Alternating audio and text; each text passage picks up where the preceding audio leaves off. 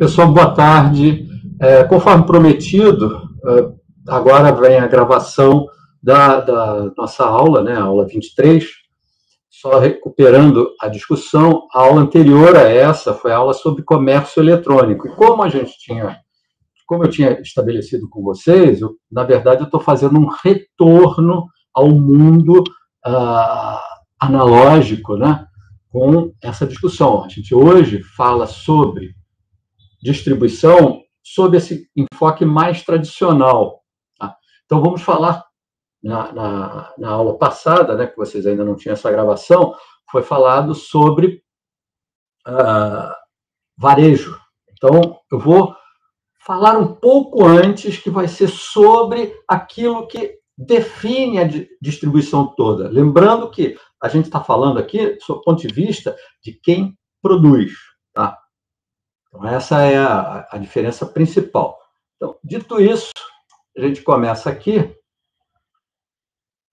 com a nossa aula, solução de canais de distribuição, conceitos básicos, pensando justamente nessa ideia de marketing analógico, né? O marketing de interrupção, ou outbound marketing, como alguns chamam.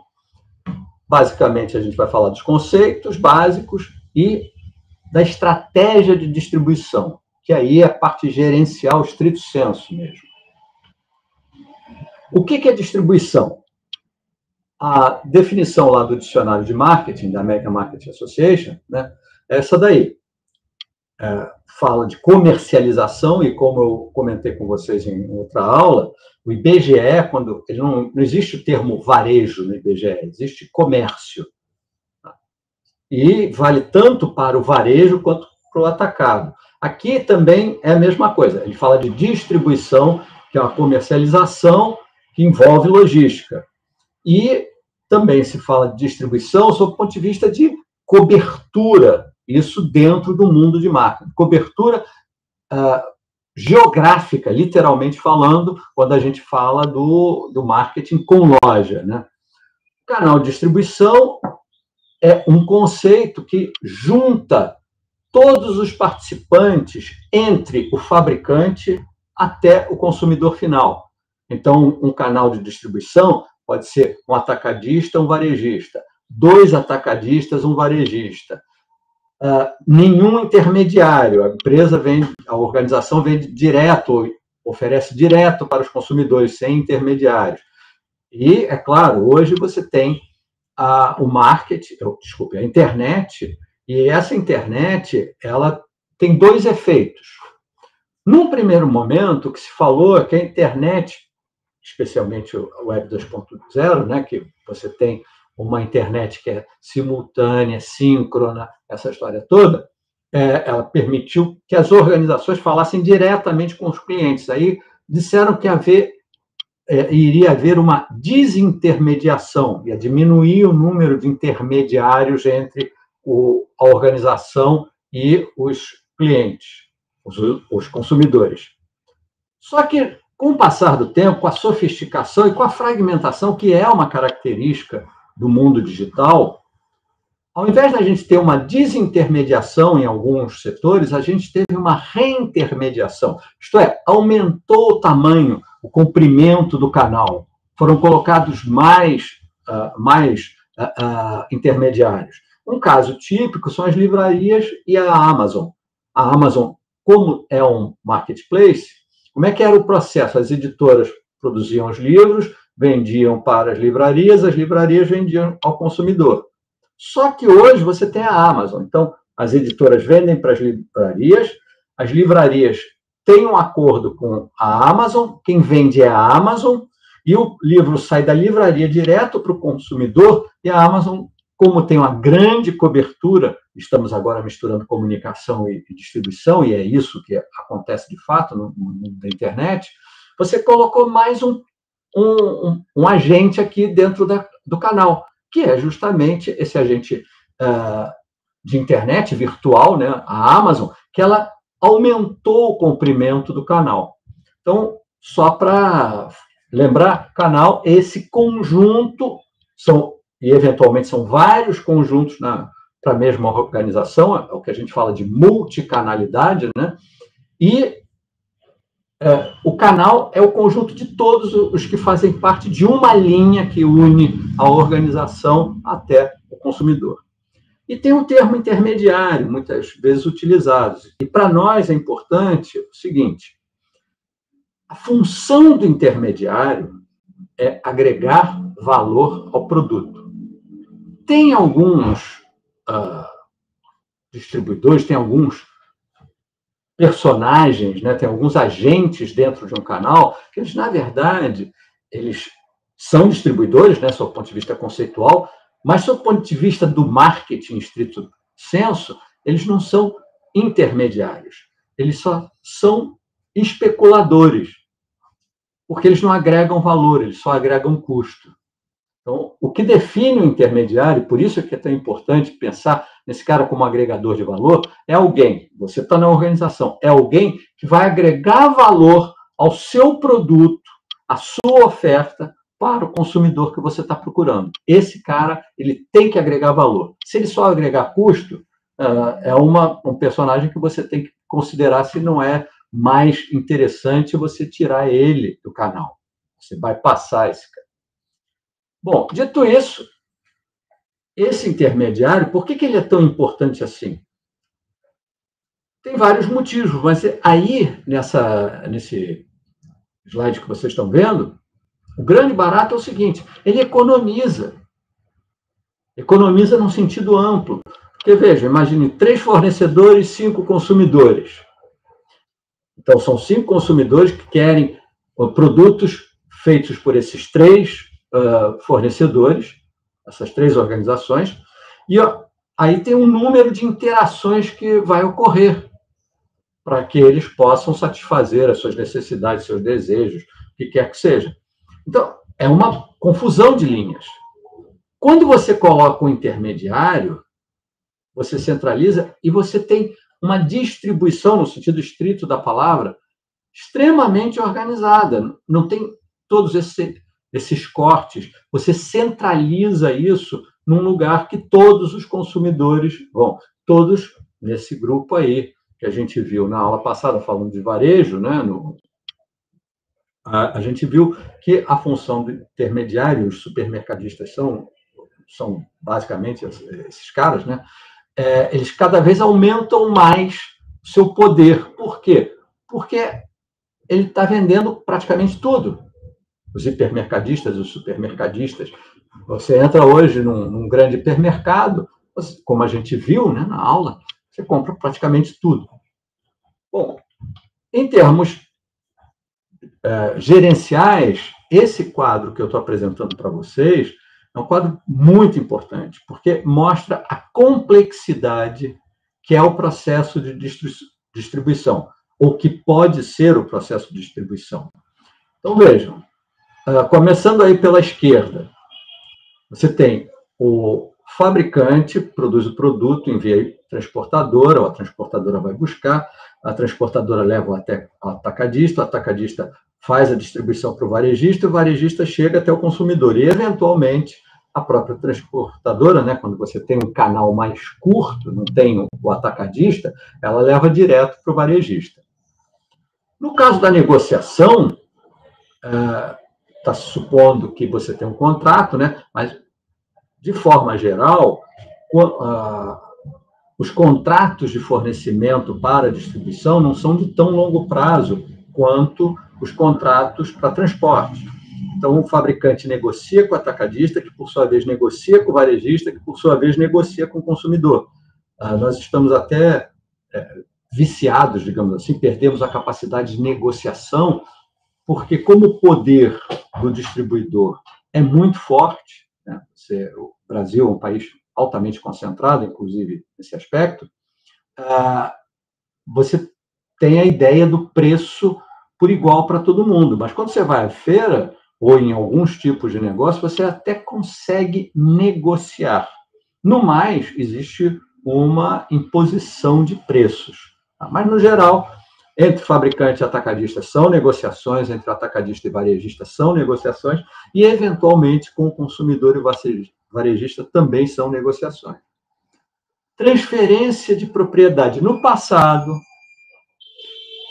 pegando lá o livro do Kotler, edição de 68, ele falava que o trabalho do distribuidor era comprar dos fabricantes e revender para os outros agentes, sejam consumidores, sejam outros comerciantes, o que quer que seja. Então, existia uma transferência de posse.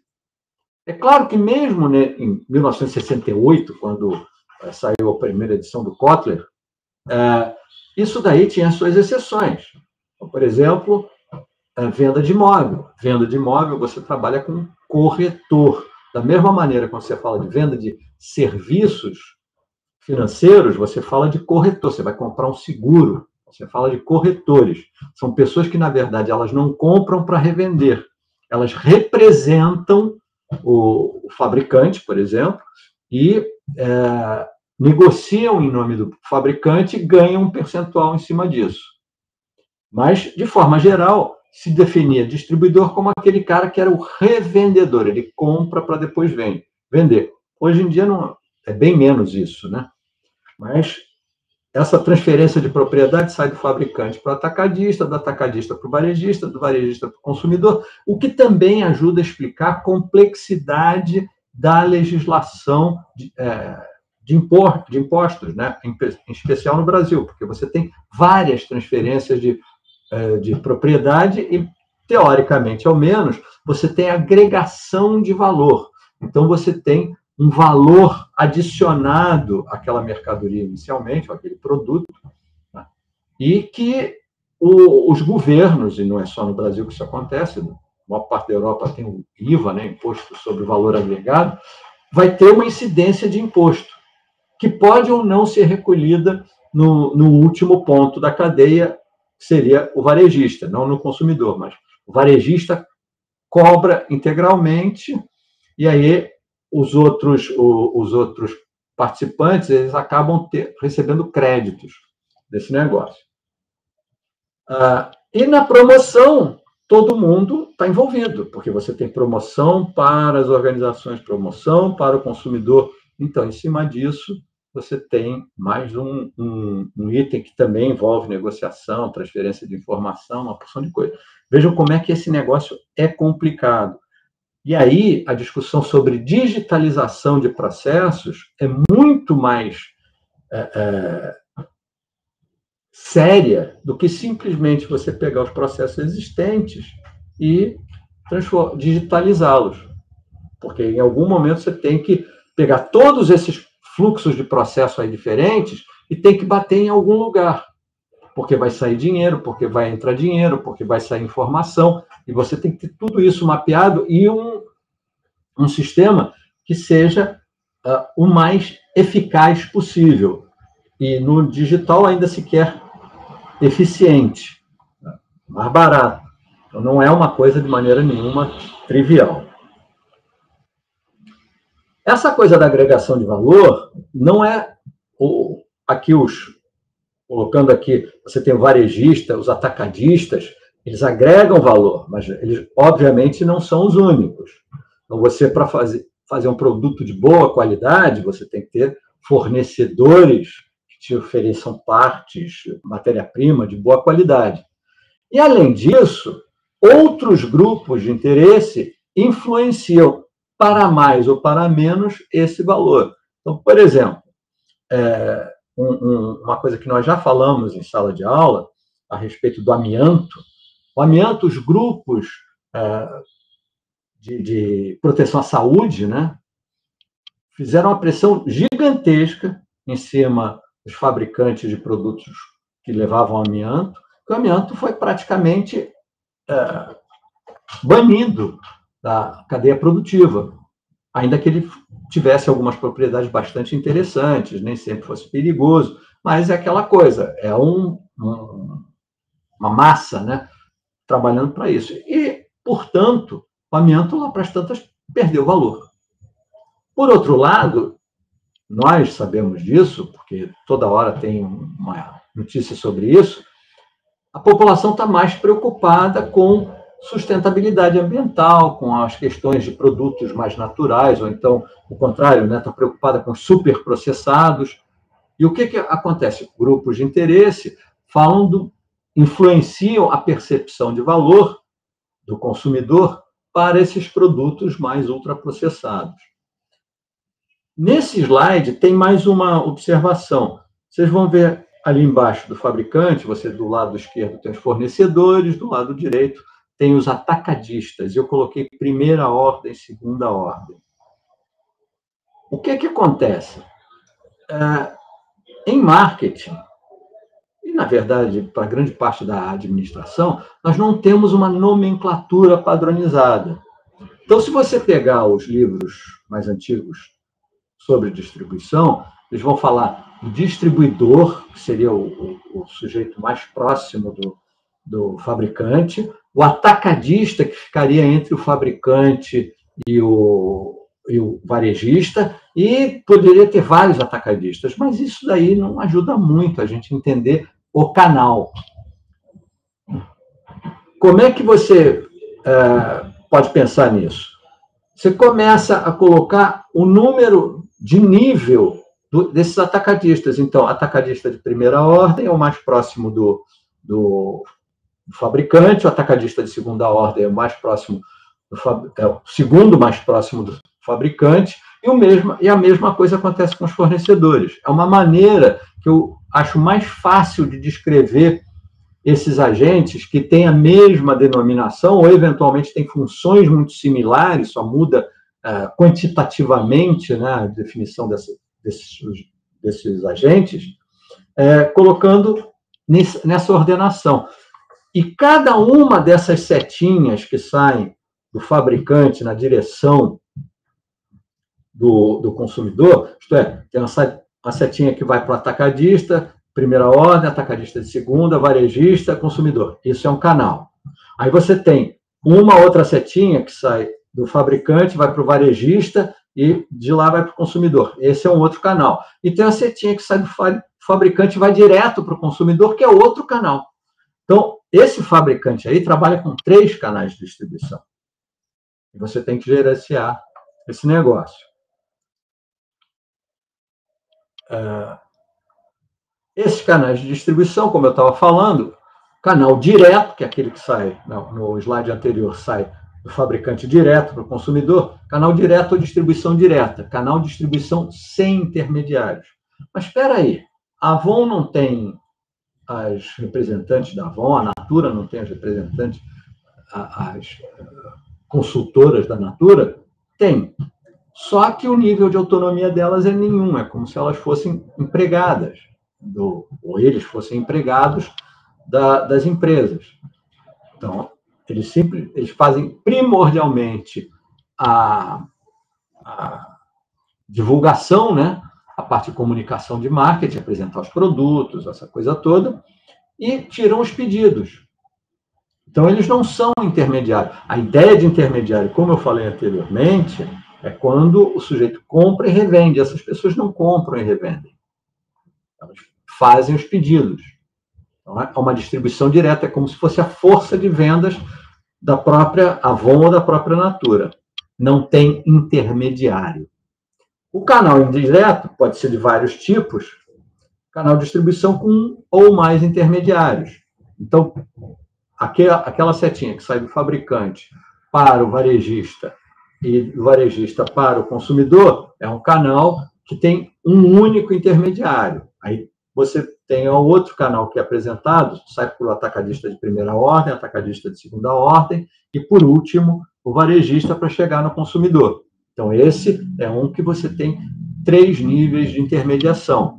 O atacadista de primeira ordem, atacadista de segunda ordem e o varejista. Então, é um canal indireto.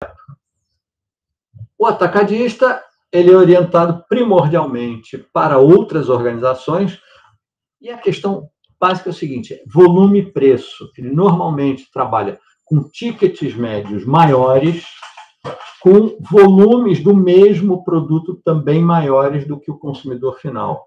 Como a gente teve a discussão na última aula sobre varejo, né, a definição de varejo é muito difícil, assim como também a definição hoje de atacado é muito difícil.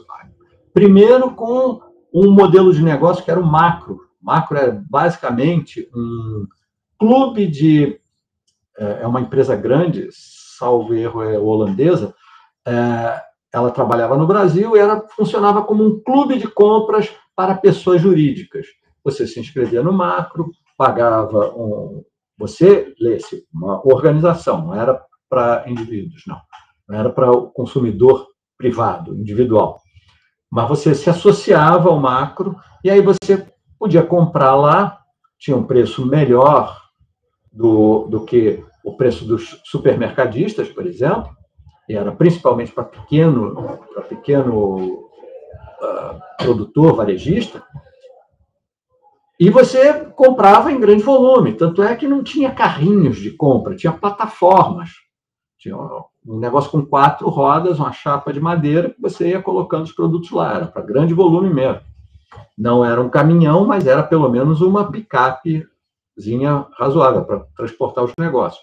E funcionava como um supermercado, era autosserviço também, mas para pessoa jurídica. Com o passar do tempo, eles ampliaram isso para pessoa jurídica, pessoa física também.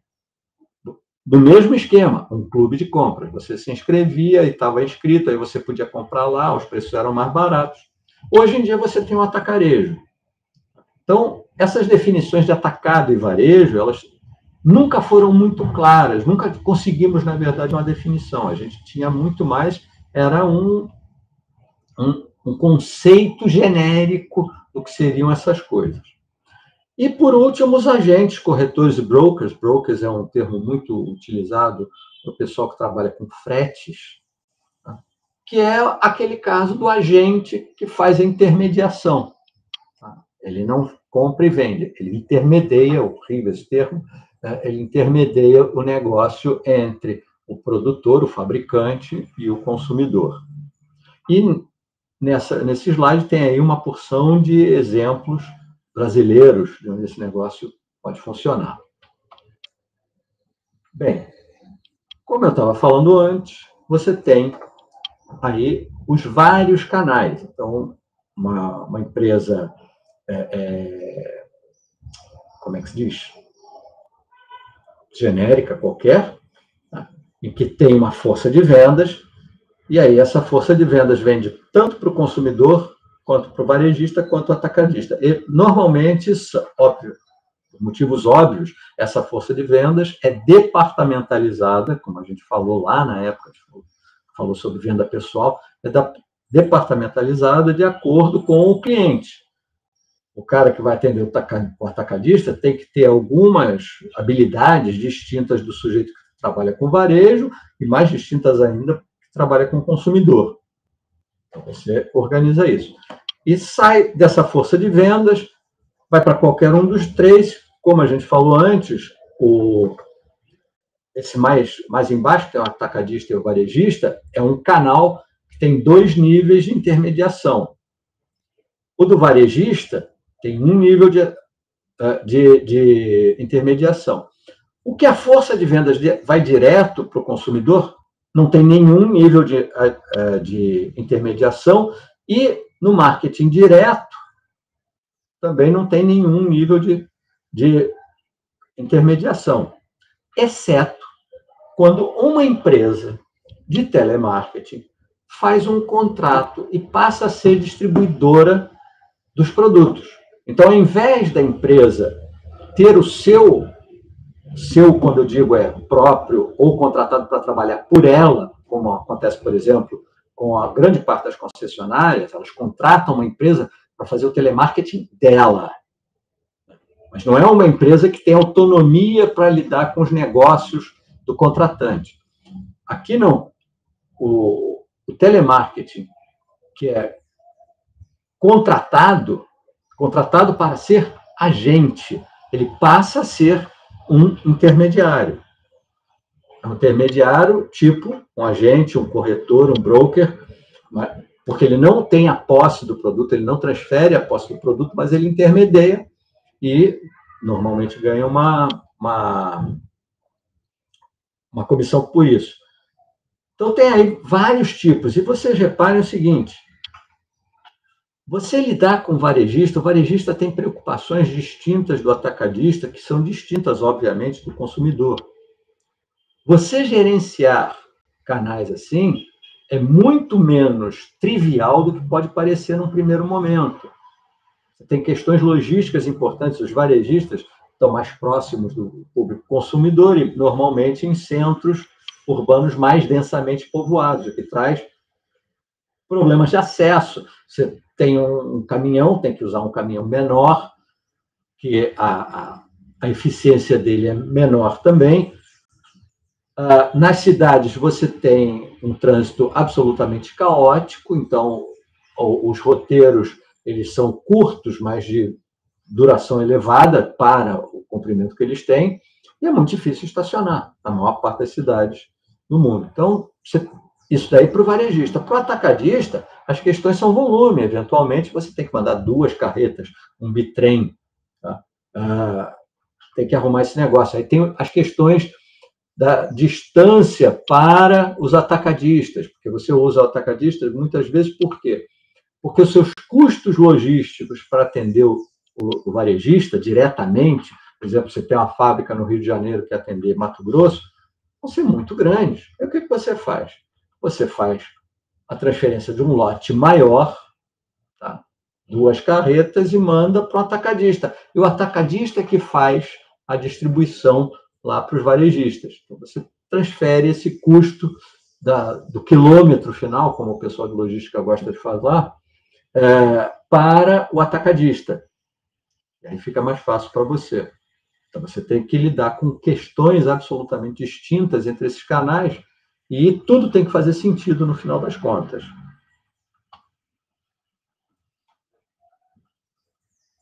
Indo agora mais para a parte operacional, o que a distribuição, como função de marketing, faz?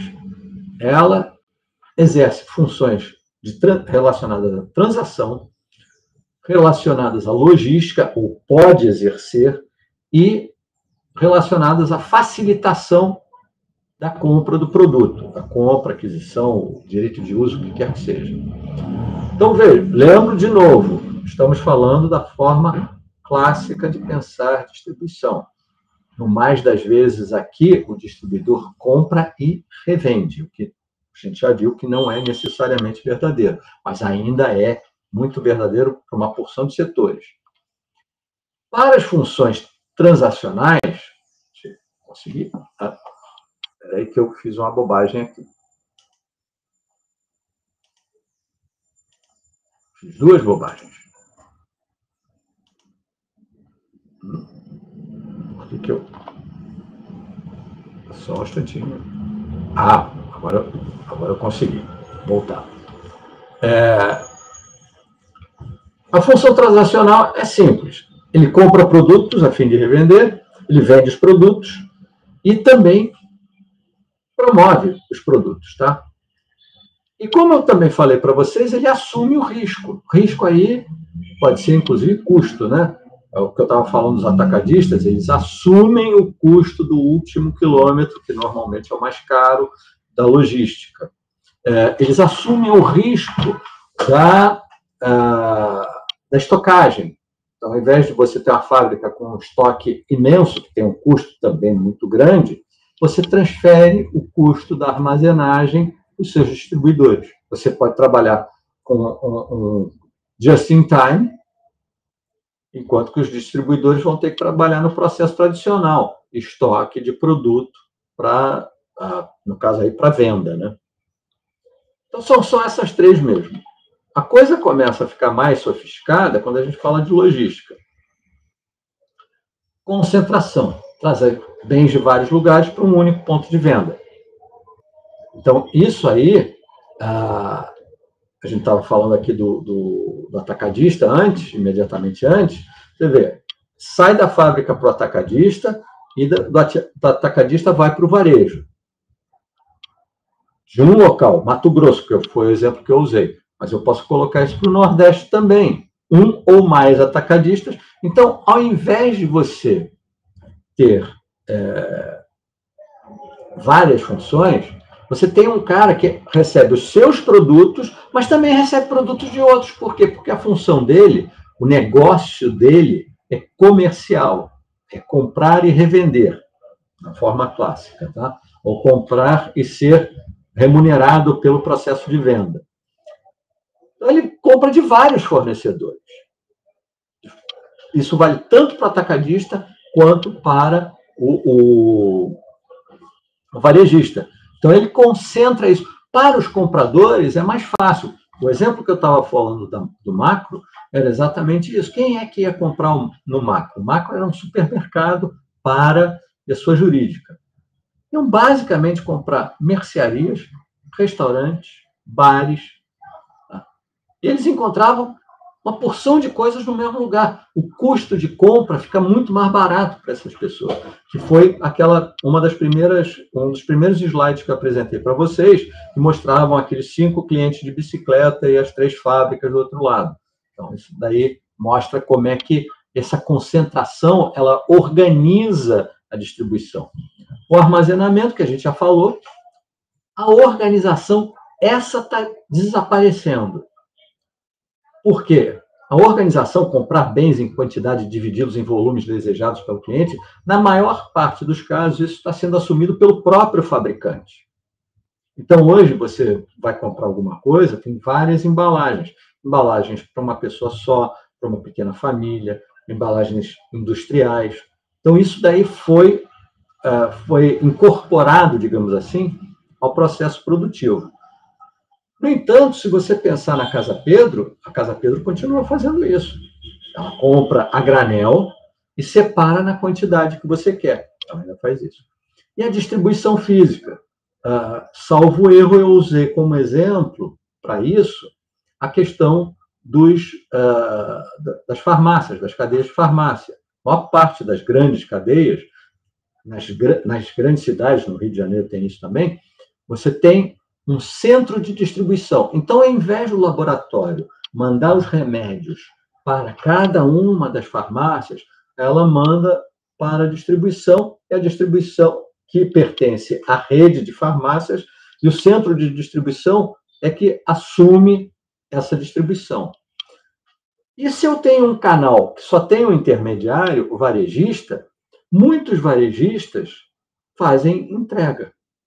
Então, eles movem isso até o cliente, muitas vezes. Os atacadistas também podem fazer isso. Eles movem até os varejistas. Então, vocês veem que essas funções têm que ser consideradas. Isso daqui é muito importante para você avaliar um distribuidor, se você quer ou não que ele participe de um canal que você tem de distribuição. Se ele é capaz de exercer essas funções.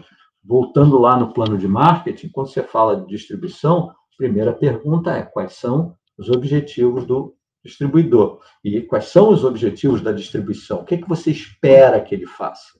Então, aqui estão as funções logísticas, porque além dessas, ainda tem as funções de facilitação.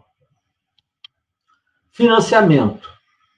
Como eu falei lá no varejo, financiamento, hoje o varejista de eletrodomésticos, ele é um canal de distribuição das empresas financeiras que vendem crédito direto ao consumidor. Ele faz as duas coisas. Mas no passado, em alguns lugares ainda faz, era o carnê da própria empresa, tá? Que eventualmente era negociado, né? Mais tarde, isso daí virou, agora eu esqueci o termo que se usava, factoring, era o nome. Eram empresas financeiras que compravam, por assim dizer, os carnês das lojas, do varejo. Evidentemente, eles compravam isso e pediam desconto, né? Porque ali já está embutido o juro, essa coisa toda, ele ia pagar à vista. Então, ele comprava aquilo e assumia o crédito do sujeito. Mas o crédito era com a loja, não era com a empresa de factoring, que principalmente usava como financiamento um cheque, que é uma das coisas assim bem peculiares do Brasil. O Brasil, acho que foi o único lugar do mundo que usou cheque como instrumento de crédito, é o cheque pré-datado. Acho que em mais nenhum lugar do mundo isso usou. Agregar valor por meio da experiência de compra, que eu falei para vocês, que é o varejo com loja, o grande o grande papel dele no futuro, eu acho que vai ser esse aí. Vai ser a experiência que ele pode te oferecer. Graduação, tal qual a organização, isso daí está deixando de ser uma coisa feita no varejo. Inspecionar os produtos e classificá-los em categorias com base na qualidade. Cada vez menos. Isso daí está sendo função dos produtores. Comunicação com o consumidor, e a internet faz uma revolução nessa brincadeira, porque, como nós falamos na aula sobre varejo, no passado, muitas vezes, o único contato que o produtor tinha com o consumidor era através do varejista. Ele não sabia quem era o consumidor. E a internet revolucionou isso tudo. Você olhando, por exemplo, os bancos, você acabou... O banco tem uma distribuição... É um sistema vertical de marketing, a gente vai ver a seguir. O sistema vertical de marketing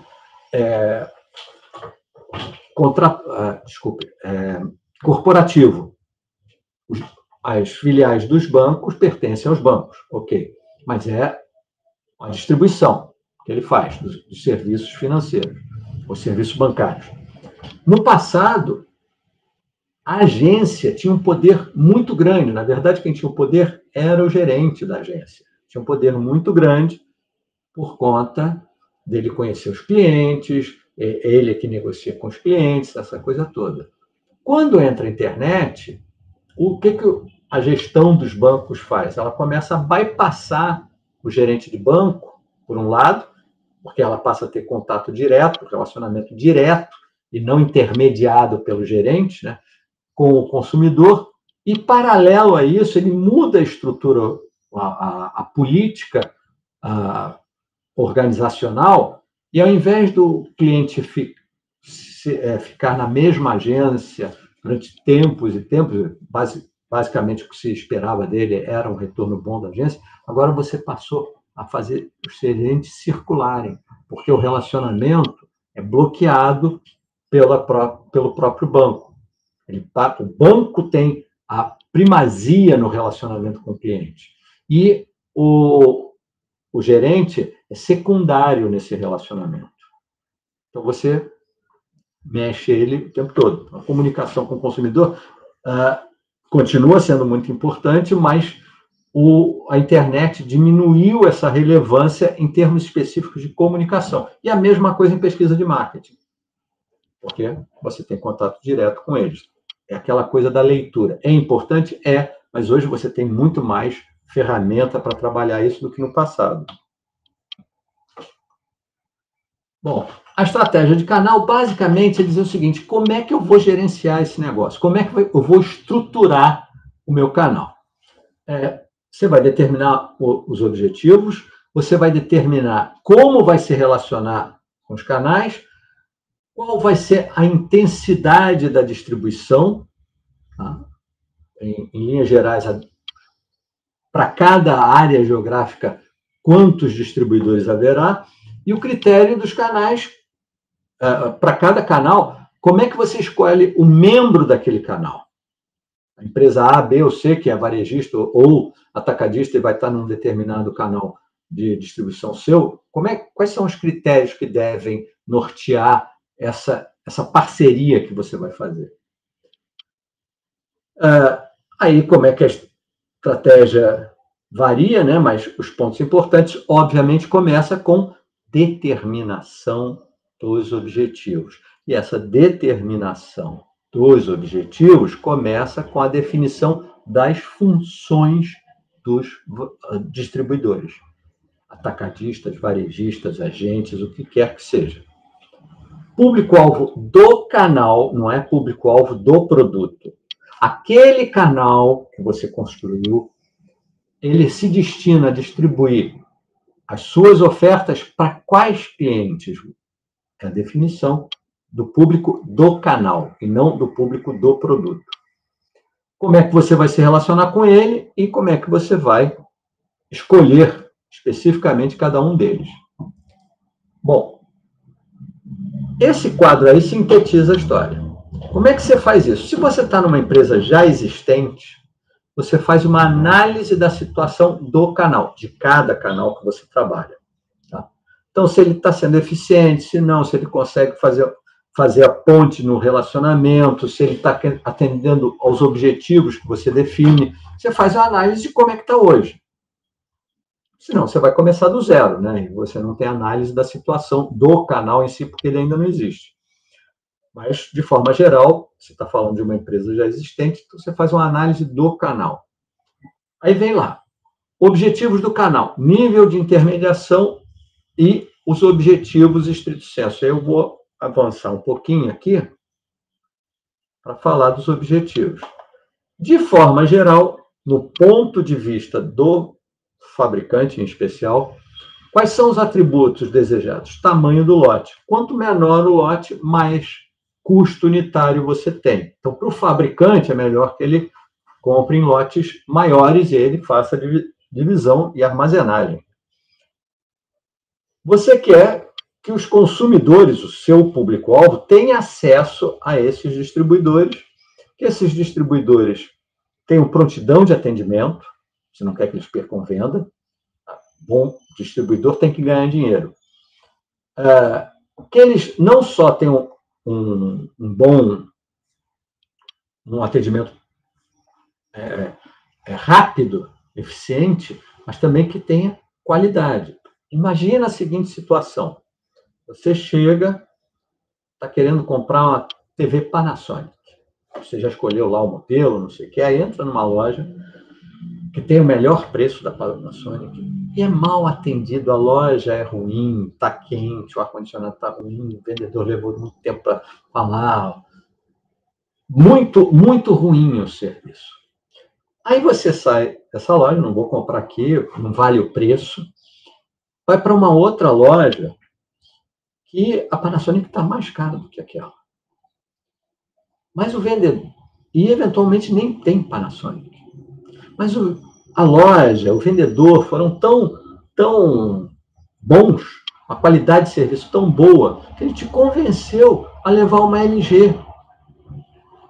Então, veja, você mudou de marca por conta da atuação, ou má atuação, de um distribuidor. Esse cara, o varejista especificamente, está lá na ponta. E a mesma coisa acontece com o atacadista. Se o atacadista não está ligado nas necessidades do varejista, deixa o varejista pendurado, talvez você, fabricante, perca a venda, porque o sujeito lá do varejo, já que ele é tão mal atendido pelo atacadista, ele dá preferência a um outro atacadista que o atende melhor, claro. Para o varejista, o que interessa é vender. Se a sua marca ou qualquer outra, isso daí é irrelevante. Então, ele vai pegar o melhor possível. Se você atende mal, ele não vai querer trabalhar com a sua... O atacadista atende mal, ele não vai querer trabalhar com a sua marca. E aí, foi embora. Assistência técnica você tem que levar em consideração se ele tem competência técnica para isso, se ele tem equipamento para isso, se ele tem espaço para isso, vale tanto para atacadistas quanto varejistas. E o tipo de sortimento que ele trabalha. Você pode querer lojas de varejo especializadas, ou atacadistas especializados, ou não. Ou ainda mais, você pode querer estar nos mesmos lugares que o seu concorrente. Você tem uma estratégia de siga o concorrente. Então, você quer estar onde ele está. Você vai olhar o sortimento desse seu possível distribuidor e vai ver se esse sortimento é compatível, é consistente com a estratégia que você está querendo desenvolver em termos de negócio mesmo. E aí, do lado direito, nessa tabelinha, tem aqui alguns exemplos. Lembro que isso aqui não é exaustivo. Tá? Relativos a objetivos de desempenho relativos à disponibilidade de produtos, esforços promocionais, serviço ao consumidor, informações e eficiência. E do lado direito, né, a coluna do lado direito, diz aí, onde se aplica isso?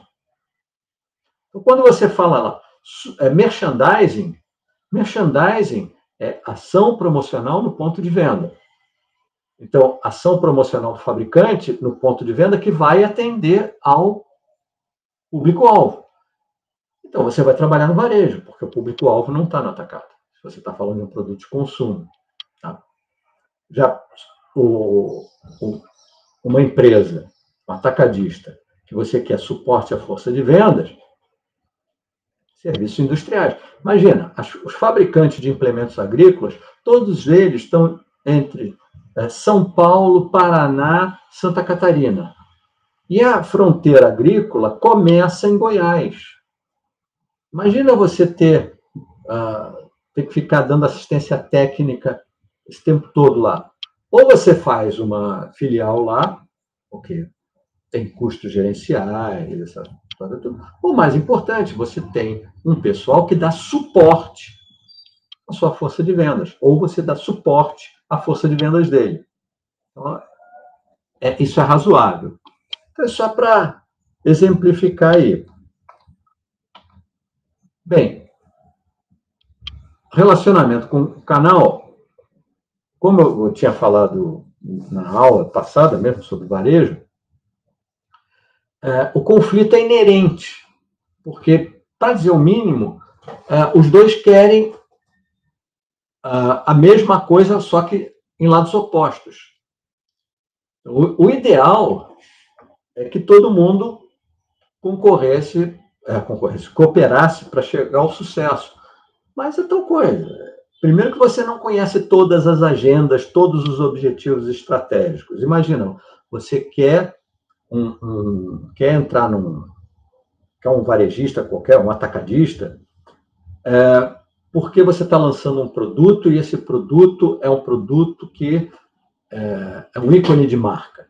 Você não está muito preocupado em volume de venda, em rentabilidade, você quer alguma coisa que apareça para o consumidor, para ele pensar naquela marca como sendo uma marca que é capaz de fazer aquele produto fantástico, lindo, maravilhoso. Mas pode ser que o varejista, no caso aí de um varejista, queira mesmo faturar. Então, vai haver um conflito. Esse conflito aí, que eu estou falando para vocês, é um conflito vertical. Está ocorrendo entre você, fabricante, e o varejista. Mas também ocorre conflito horizontal.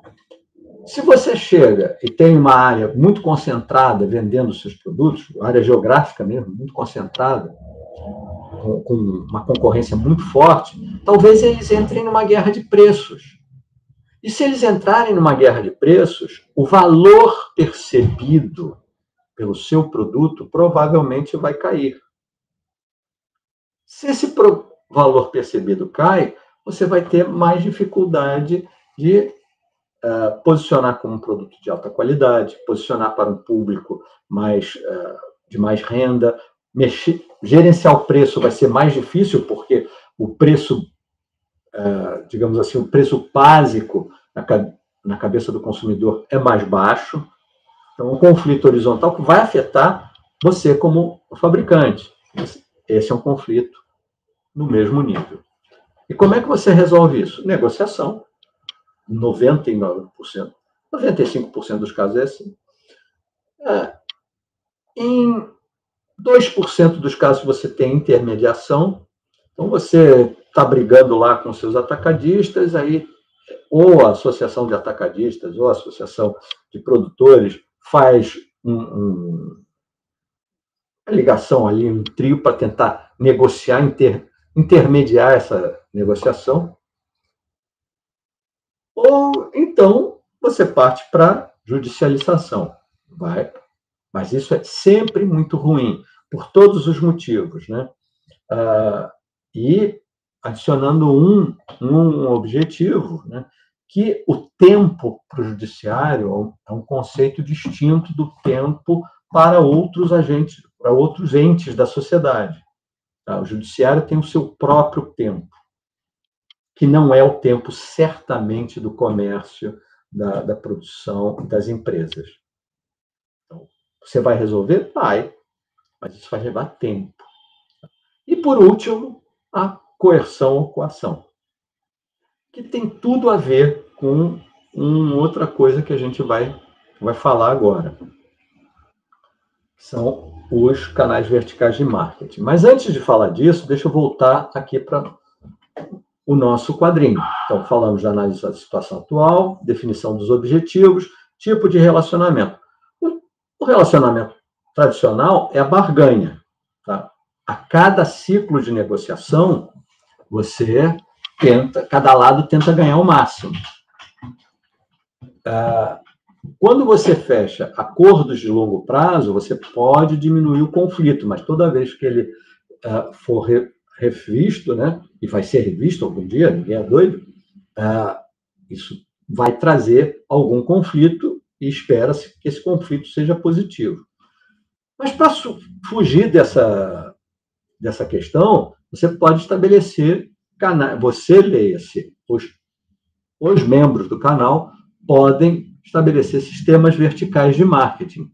O que é um sistema vertical de marketing? Deixa eu voltar aqui. Sistemas verticais de marketing é o conjunto de canais que trabalha de forma controlada, buscando minimizar ou suprimir os conflitos existentes. Está aí no slide. São 3 os tipos: corporativo, contratual e administrado. Você vê que o corporativo e o administrado, os dois extremos, eles não têm subdivisões. O que é o corporativo? Ou algum membro do canal, ele controla corporativamente, né? É uma unidade corporativa, o canal todo. Ele controla o fabricante, o atacadista, o varejista, e com isso você tem menos conflito. Esse daí é o corporativo, que também é chamado de verticalização. Em alguns setores ela existe. Então você pega, por exemplo, no setor de confecção, é muito comum uma confecção se integrar na direção do varejo. Ela tem a fábrica, mas ela também controla o varejo. Por quê? Aí por um motivo simples.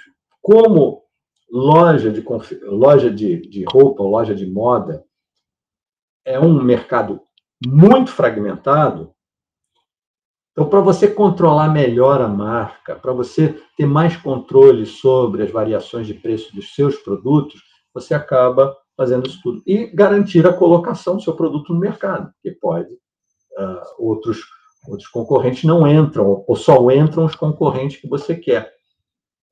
Então, isso daí é o corporativo. Do outro lado, tem o sistema vertical de marketing administrado.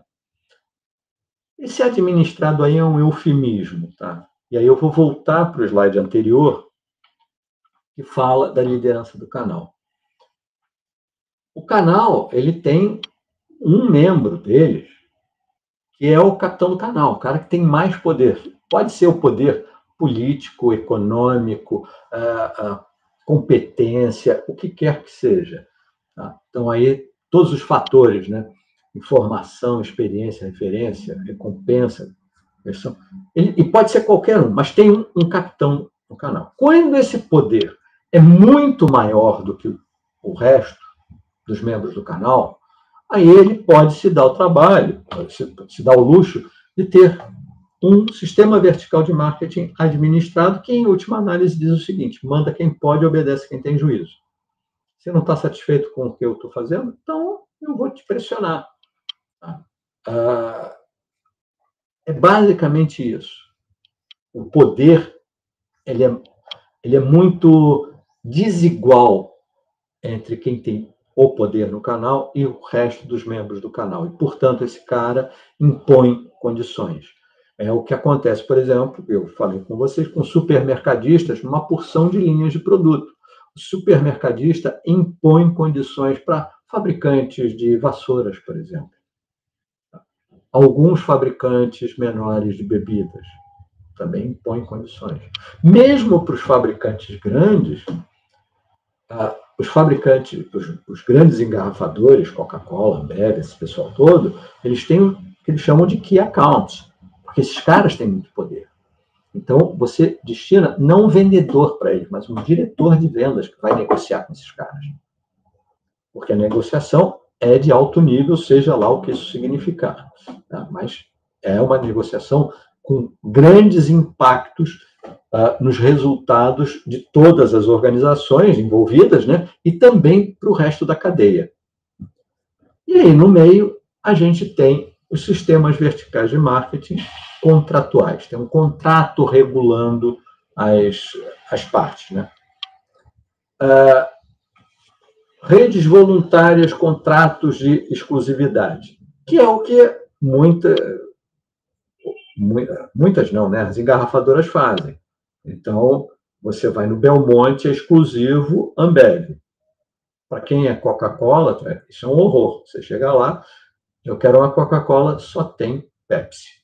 Então, isso daí são redes voluntárias. Eu acho o termo muito forte, chamar de voluntárias, né? Mas vamos dizer que sim. São contratos de exclusividade. Então, com isso, você diminui, você já não tem mais que brigar, entre aspas, com o seu concorrente no ponto de venda, porque o ponto de venda é exclusivo seu.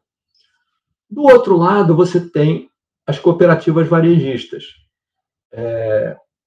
Como eu falei, as grandes redes no Brasil têm uma participação gigantesca, e as pequenas farmácias, que são quase 50%, são 90% das farmácias do Brasil, têm muito pouco poder de barganha. O que elas fazem? Se unem.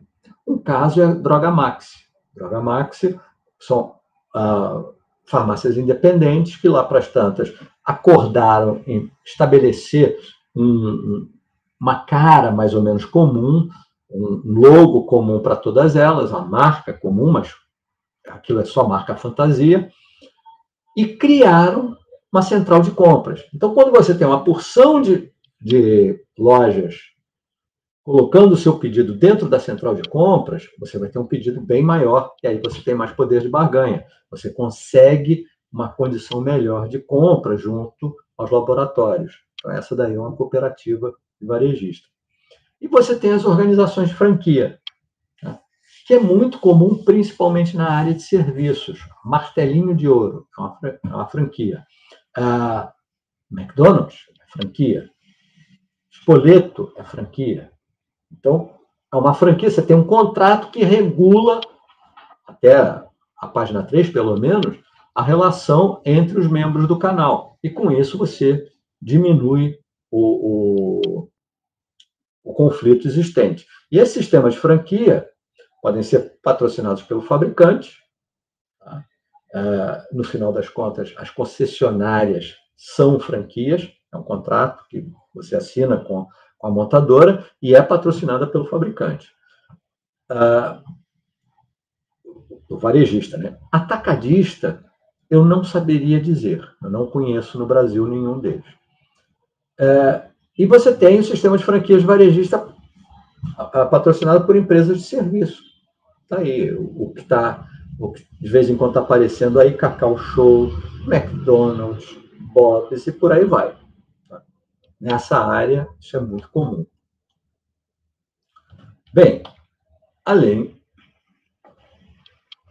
esses canais, independente de como você vai se relacionar, quais são os níveis de intermediação? E a gente já falou sobre isso aqui hoje, mas está lá, nenhum nível de distribuição, um nível tem um varejista, 2 níveis tem o atacadista varejista, pode ter 3. Chega no consumidor e eu coloquei nessa última linha o que o pessoal chama de como é que é? Marketing reverso. Tá? Ou logística reversa, desculpe. Logística reversa. Logística reversa, por questões primordialmente de segurança e ou sustentabilidade ambiental, você tem que coletar o produto que está inservível. Então, isso vale para baterias, pilhas, pneus, tá? Material radioativo, além, claro, você tem material radioativo em laboratórios médicos, tá? Iodo, outros isótopos radioativos, como é que se diz? Para-raio tem isótopo radioativo também, E você tem que dar fim a isso, é uma questão de segurança. Então, você tem que coletar isso tudo, e, sob o ponto de vista logístico, você tem que pensar como isso vai ser feito. Essa questão da intermediação, dos níveis de intermediação, ela está relacionada a quê, para você escolher isso? Bom, em primeiro lugar, a gente... Deixa eu voltar aqui. Padronização de produto. Quanto mais padronizado for o produto, maior o número de níveis que você tem. Eu coloquei nesse slide a caneta Bic ultra patronizada versus um luthier, o cara que faz violão, instrumentos de corda. Está lá com ai, meu Deus, agora, o Almissáter, se não me engano, mostrando o violão. Esse cara tem que fazer um violão para ele. Então, ele tem que estar muito próximo, o fabricante tem que estar muito próximo do consumidor. Então, você não pode ter vários intermediários. Você tem que conversar com o cara, nesse caso específico, ver como é que ele toca, prestar atenção, e para fazer o trabalho que tem que ser feito, o produto que o cliente está desejando. Já a caneta Bic, o cara quer uma caneta Bic, um produto de conveniência. E aí tem que estar disponível. Eu posso, para estar disponível esse produto, eu posso colocar uma porção de níveis para melhorar a minha logística. Da mesma forma, eu posso falar da questão do tipo de produto. Então, se você está muito próximo, você não pode ter muitos varejistas ou muitos intermediários. Você tem que estar muito próximo dele, seja por questões promocionais, seja por questões financeiras, seja por questões logísticas. Então, nesses casos, você vai ter um número pequeno de intermediários e, portanto, vai ter canais mais curtos. Se você não precisa disso, tem um produto de conveniência, de primeira necessidade, então, meu amigo, vai fundo. Você não tem que estar muito próximo para ele. Você vende peixe importado, foi pescado sabe Deus onde. Tá? Então, tem uma quantidade de intermediários estratosférica para esse tipo de produto. E não tem problema nenhum, porque isso é uma necessidade logística, inclusive. Bem, voltando aí nos negócios, agora sim, a gente vai falar... Deixa eu voltar aqui. Sim. Intensidade da distribuição: intensiva, intensiva restrita, seletiva e exclusiva. Então, temos aqui as definições. Intensiva: produto disponível na maior parte dos intermediários. Isqueiro, Bic. Tem que estar em qualquer lugar que pode vender esse negócio. Então, vai para lá e vende. Refrigerante. Hoje você compra refrigerante em farmácia, compra em banca de jornal, compra em bar, compra em supermercado, compra em tudo quanto é lugar. O problema é que certos produtos, apesar de deverem estar em todos os pontos possíveis de contato com o consumidor, por questões legais, normativas, ou mesmo pelo hábito do cliente, você não vai comprar em outro lugar, que não aqueles habituais. Então, por exemplo, remédio, a legislação só permite vender remédio em farmácia de drogarias. Ponto final. Se você viu Epatovir sendo vendido num bar, ele não pode. Aquilo é ilegal. Tá? Porque é considerado não é propriamente um remédio, mas está dentro do escopo de atuação das farmácias. Então, você não pode vender se você não for farmácia. Por outro lado, a gente pode pensar numa porção de casos interessantes, em que, na verdade, se quebrou um hábito do consumidor. Num passado distante, se você precisava, por exemplo, colocar um quadro na sua casa, uma foto, uma coisa, você tinha que ir numa loja de materiais de construção, comprar uma bucha, ia ter que ter uma máquina para furar a parede, obviamente, mas comprar uma bucha e comprar um parafuso especial para pendurar alguma coisa, aqueles parafusos em L, né? Você pendura ali o quadro. E loja de material de construção não é uma coisa atraente. Você sair para comprar uma bucha ou então um negócio, o seu quadro ficava lá anos. Até que a Fischer teve uma ideia brilhante. Ela já tinha um patente de uma belíssima bucha, né? Bucha muito eficiente. Vendia para tudo quanto era loja. A patente caiu, aí você começa a ter concorrência, mas ele teve uma sacada de mestre.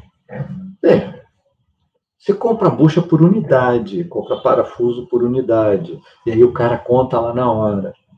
Se eu transformar isso daí num produto por impulso, eu coloco numa embalagenzinha com dois parafusos desses em L e mais 2 buchas, você compra isso no supermercado.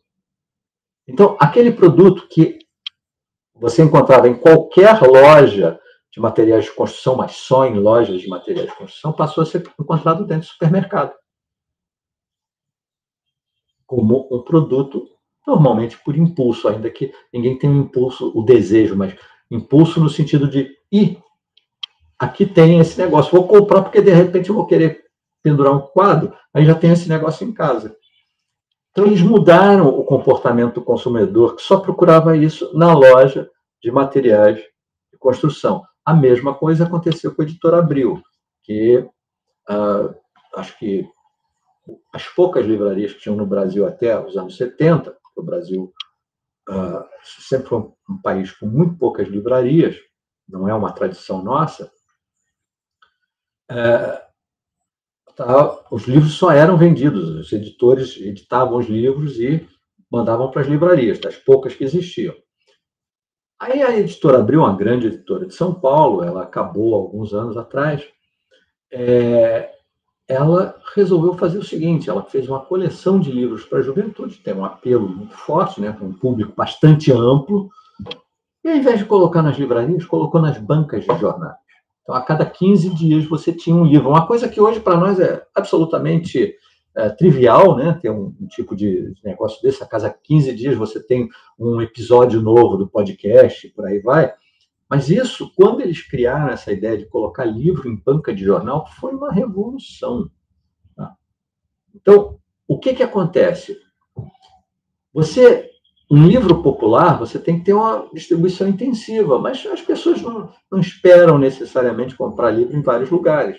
Só que hoje você encontra livro em banca de jornal, obviamente alguns livros, né, vai depender da editoria, banca de jornal, lojas de aeroporto, daí sempre teve, alguns supermercados também têm livros, nos Estados Unidos, drugstore, que é uma loja de conveniência, chamar aquilo de farmácia eu acho uma bobagem, é uma loja de conveniência que por acaso tem uma farmácia dentro, vende livro, então é isso.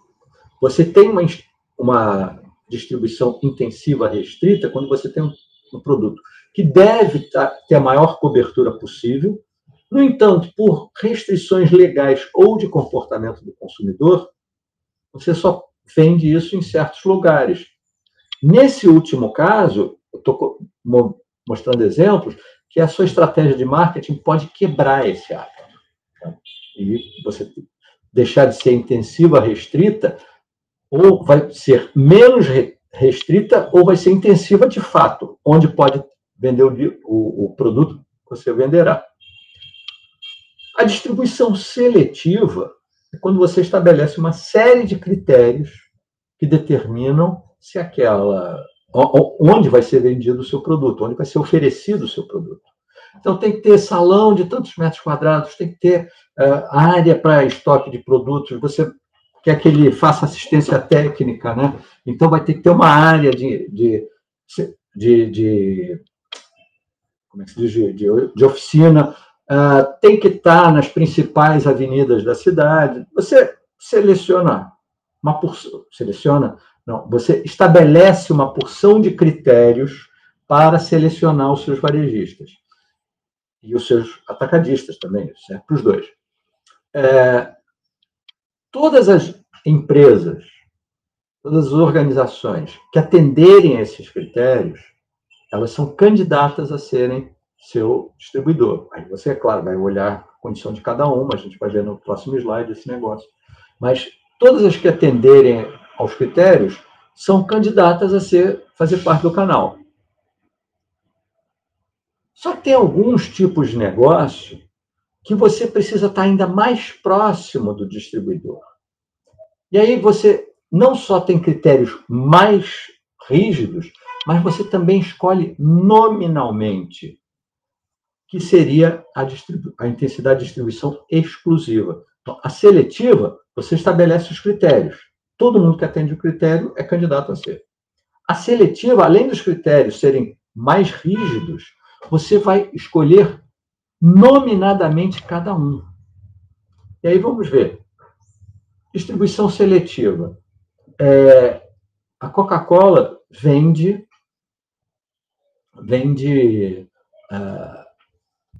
Coca-Cola com vasilhame retornável. No entanto, para esse produto, canal de distribuição, supermercados, né? Supermercados, ele é seletivo, porque você só vai encontrar Coca-Cola retornável, tá? O vasilhame de vidro, em regiões de menor poder aquisitivo. Tá? Então, é um critério de seleção que você colocou. Se você chega e vai comprar fone de ouvido JBL, é um fone de ouvido razoavelmente caro, não é toda a loja que tem. Mas tem uns modelos da JBL que custam mais de R$1.000. Então não adianta você colocar isso em todas as lojas. Que lojas você quer? Eu posso colocar como critério que produtos essa loja vende. Ela vende só som profissional. Bacana. O cara que gosta de som profissional talvez queira isso. É um lugar para atender gamer. Gamer normalmente tem uma exigência por especificação muito elevada. Então, ele quer um produto, ele precisa de um produto para poder efetivamente ficar imerso dentro do ambiente de jogo, de especificações muito precisas. Então, onde tem esse tipo de coisa, você vai vender esse produto. Estabelecer critérios. A exclusiva, esses critérios, como eu falei, são mais rígidos. Você, como eu falei na aula, você só compra Rolex na H externa. Agora, que é importante observar, foram 3 agora, eu contei. O que é importante observar é que é exclusiva para o fabricante. Então, a Rolex só vende na H externa, mas a H externa vende uma porção de marca de relógio além da Rolex. É exclusiva para o fabricante. E mais, o fato de ser exclusiva não significa que seja uma. Você pode, no Rio de Janeiro, ter 5 lugares onde você vende um determinado produto. Então, você está querendo comprar um representante oficial da Montblanc, fabricante de canetas. Você não encontra Montblanc em todas as papelarias ou lojas de presente, só em alguns tipos de loja. Mas são só essas, conhecidas pela Montblanc pelo nome. Isso é exclusiva. Tá? Bom, aqui a gente viu. E, para terminar, no caso, por exemplo, da exclusiva, mas isso vale para todos os níveis de intermediação, o que você deve avaliar no seu distribuidor para colocá-lo dentro de uma cadeia, de um canal de distribuição? Algumas coisas. Primeiro, condições financeiras e de crédito. Você não quer um cara morrendo de fome. Primeiro que o seu risco aumenta. Ele faz uma compra contigo, mas não paga. E segundo, que se ele está com grandes dificuldades, loja vazia não atrai consumidor. Normalmente é assim. Loja desorganizada não atrai consumidor. Loja que sai negativamente na imprensa não atrai consumidor. Então, você precisa de um parceiro, um cara que vai agregar valor, e não simplesmente um operador logístico que compra e depois despacha o seu produto. Você quer mais do que isso. Você quer um agregador de valor. Então, essa daí é a primeira coisa. Segundo, força de vendas. Seu produto pode exigir mais participação da força de vendas. E aí você vai ter que usar alguns instrumentos de comunicação de marketing que a gente falou, como, por exemplo, treinamento de vendedores, que é uma ação de merchandising. O fabricante treina o vendedor do distribuidor para que ele possa apresentar melhor o produto aos potenciais clientes. Então, essa é uma ação de merchandising, é uma ação no ponto de venda. Então, força de vendas, você tem que ver se os caras são afeitos a esse tipo de coisa, se a própria organização quer ser uma parceira nesse sentido contigo. Quais são as linhas de produto que esse potencial membro do canal trabalha? Porque você pode querer ficar ao lado de um concorrente ou você não quer ser colocado ao lado de um concorrente. Então, são duas situações absolutamente opostas, né? Se o fulano trabalha com esse produto e a minha estratégia siga esse cara, eu quero estar do lado dele. Ou, pelo contrário, eu não quero que o meu produto seja comparado com aquele outro produto, apesar dos dois estarem na mesma categoria, então eu não quero que o sujeito trabalhe com essa outra marca. Ponto. Reputação. Onde tem a fumaça, há fogo. Então, se estão falando mal dele, é porque talvez haja alguma razão. Se estão falando bem, também é possível que tenha alguma razão. Então, cabe você descobrir se a reputação desse cara no mercado é boa ou não. Cobertura de mercado, é óbvio, né? O quanto você quer atingir, mas isso não pode ser visto como um único fator, tem mais coisa envolvida. Desempenho em vendas é o que você quer no final, mas você tem que olhar isso ao longo do tempo, porque pode ser uma situação atípica, então você tem que analisar com muito carinho os números. Sucessão gerencial, por quê? Porque grande parte do comércio, e aí eu vou usar o termo comércio mesmo, era exercido por pessoas sem maior formação. Era a grande saída, né? O cara vai empreender como? Revendendo. Ok.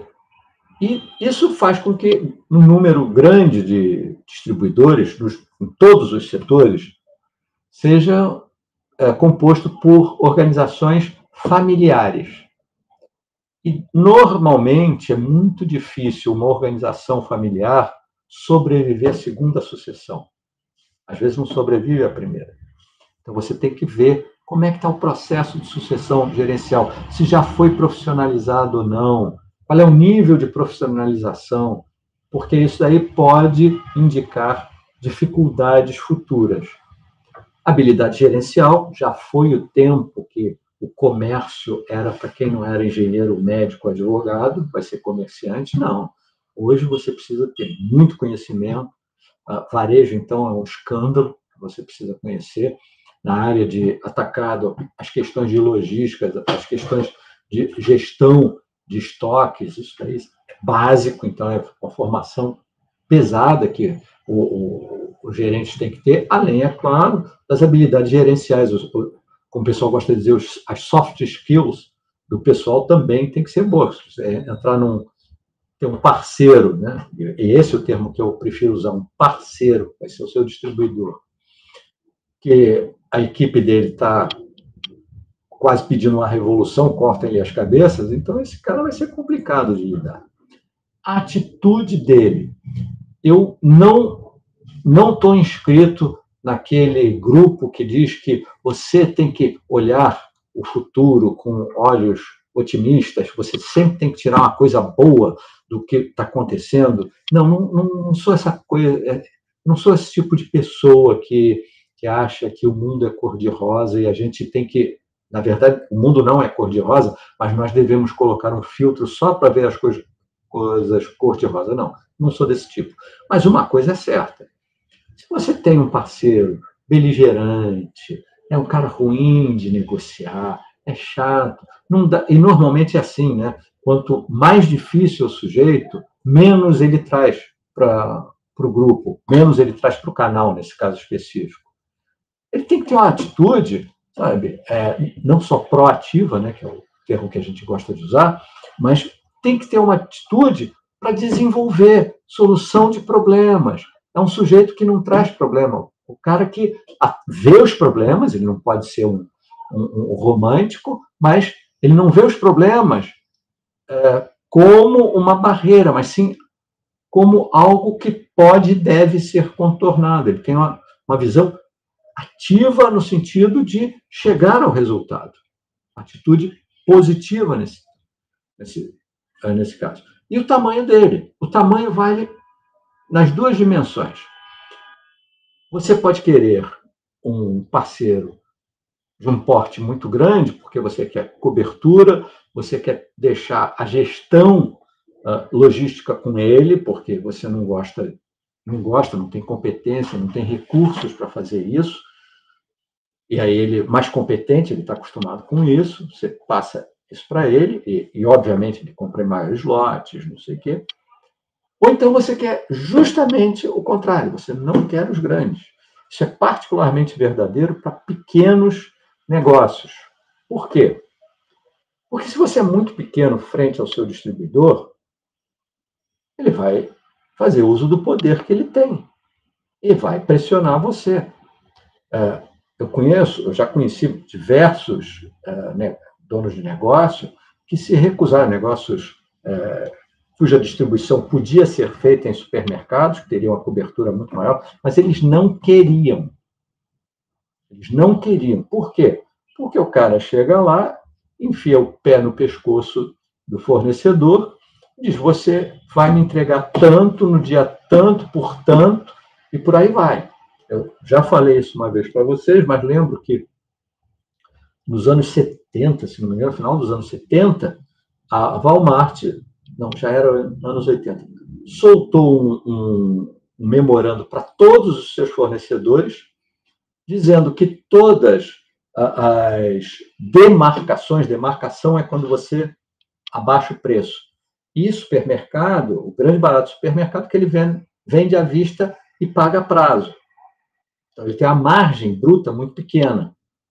Ele falou o seguinte, todas as demarcações vão ser transferidas para a fatura. Isto é, você comprou por 10 para vender por 20, mas o Walmart... Desculpe, você vendeu por 10 para o Walmart, para ele vender por 20, mas por qualquer motivo ele não conseguiu vender nos 15 dias, nos 20 dias que ele esperava, ou nos 30 dias que ele esperava, ele passou a vender por 16, deu menos 20%. E ela vai te pagar, ao invés de pagar 10 por unidade, vai te pagar 8. E ponto final, porque a época que ela fez isso, ela era só o maior contratante dos Estados Unidos. Ninguém tinha mais empregados que a Walmart. Então, tem um poder de barganha gigantesco. Você pode usar o tamanho como um critério de corte. Acima de tanto, você não quer. Vale para os dois lados. Ou então, menor do que tanto, você também não quer. Tamanho não é quanto maior, melhor. É tanto mais adequado, melhor. Você tem que olhar o que você espera dele, os seus objetivos de venda, e por aí vai. Merchandising, essa coisa toda. Bem, e com isso, eu encerro o que seria a 23ª aula. A aula sobre varejo é que seguiu a essa, que aconteceu, na verdade, ontem. E terça-feira, a aula é sobre multicanalidade e omnicanalidade. Ok? Tudo de bom para vocês. Qualquer coisa, por favor, entre em contato. Um grande abraço. Tudo de bom. Qualquer dúvida, por favor, mais uma vez, mandem mensagem, marquem, essas coisas todas. Um abraço. Tchau.